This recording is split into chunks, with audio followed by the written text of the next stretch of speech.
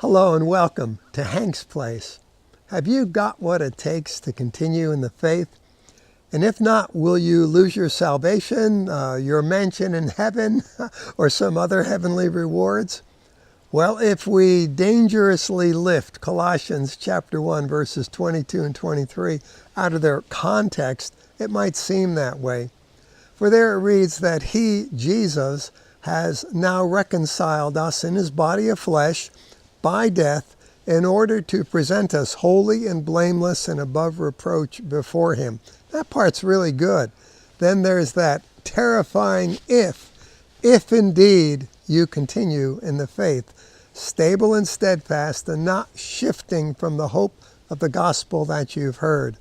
Boy, it started off wonderful, but then ended up fearful. Not only that, Acts 13:43 has Paul and Barnabas speaking to the folks of Pisidian Antioch, urging them to continue in the grace of God. There it is again. And in Acts 14:22, there is Paul and Barnabas going through Lystra, Iconium, and Antioch, 3 more places, strengthening the disciples, encouraging them to continue in the faith. Is this terrifying or what? Well, I'll tell you, it needn't be. In the Old Covenant, continuing was indeed the difference between life and death. It was continue or be cursed. Now, fear can be quite a motivator, but even fear wasn't enough to keep Israel on the straight and narrow, was it? So, is Paul applying threats to us and those in Lystra and Iconium, Antioch? Not at all. Remember, Jesus became curse for us, that we would forever be righteous before God, 2 Corinthians 5:21.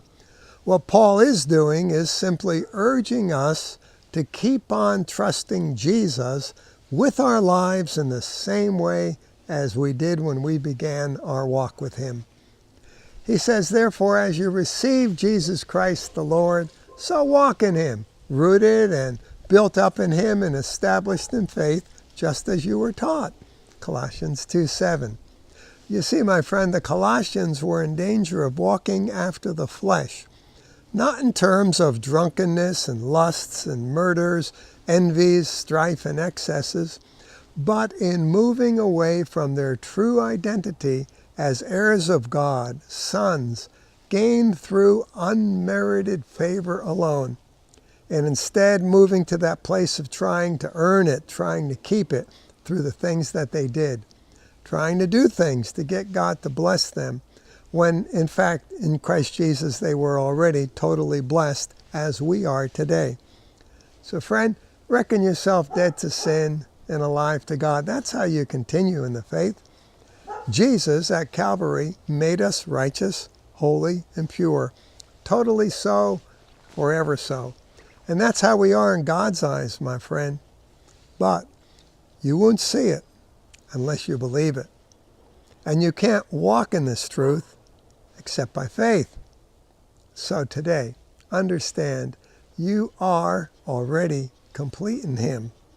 Believe it, walk in it. You know what? You'll come alive.